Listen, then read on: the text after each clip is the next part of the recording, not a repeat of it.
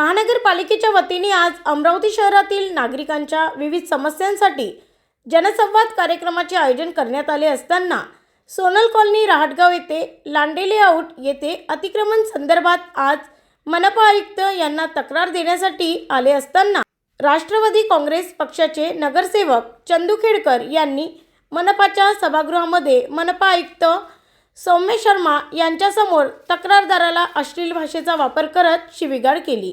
माझ्या जीवाला कमी जास्त झालं तर मनपा आयुक्त आणि नगरसेवक चंदू खेडकर जबाबदार राहणार।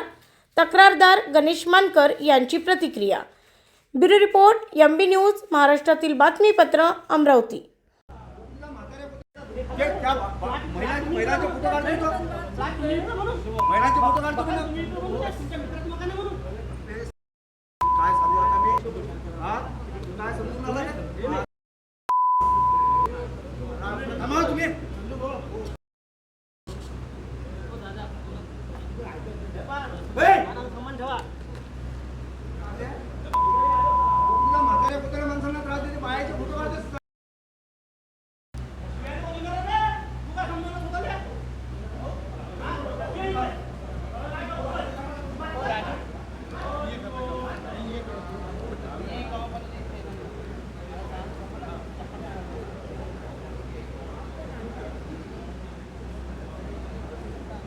हॅलो, मी गणेश मानकर, राहणार सोनल कॉलनी, शेगाव राहटगाव रोड, प्रभाग क्रमांक 1 मधून मी उमेदवार होतो बहुजन समाज पार्टीचा।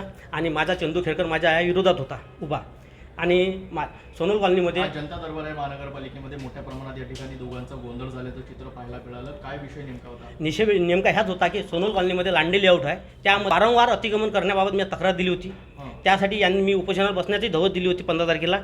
त्यासाठी मला यांनी बोलावलं होतं आणि काल मला त्यांनी एक पत्र दिलं की तुम्ही उपोषणात बसू नका म्हणून। त्यासाठी आज मी जनता दरबारमध्ये आलो की अतिक्रमण काढत नाही म्हणून वारंवार 3 वेळा अतिक्रमण काढल्यावरही त्यांच्यावर गुन्हे दाखल केले नाही आहे, ना त्यांना अतिक्रमणची नोटीस दिलेली आहे। महानगरपालिकेच्या झोन प्रभाग क्रमांक 1चे अवसरे साहेब यासाठी जिम्मेदार आहे। त्यांनी आजपर्यंत कोणतीही त्यांना नोटीस दिलेली नाही आहे 2दा अतिक्रमण काढलं तरी। आता ही 4थी वेळ आहे अतिक्रमण काढायची। आज येतो उद्या येतो, एकमेकाकडे ढकलतात। हे फाईल कधी रचना विभागाकडे पाठवतात, मालमत्ता विभागाकडे पाठवतात, कधी अतिक्रमण विभागाकडे पाठवतात, पुन्हा झोनकडे जातात, पुन्हा हेच नाटक यांचं फेरी असतात। आणि आज चंदू खेडकर तिथं येऊन त्यांचा काही विषय नव्हता ह्या प्रकरणात, त्यांचा कोणत्याही प्रकारचा विषय नाही आहे। फक्त त्यांचं मित्राचं घर तिथं असल्यामुळे ते याच्यामध्ये इन्व्हॉल्व होत आहे आणि मला जीवा मारण्याची धमकी देत आहे। आज माझ्या जीवाला कमी जास्त झाला तर याला जिम्मेदार आहे महानगरपालिका, नगरसेवक चंदू खेडकर आणि जे अतिक्रमण धारक आहे 7 लोक हे नाही।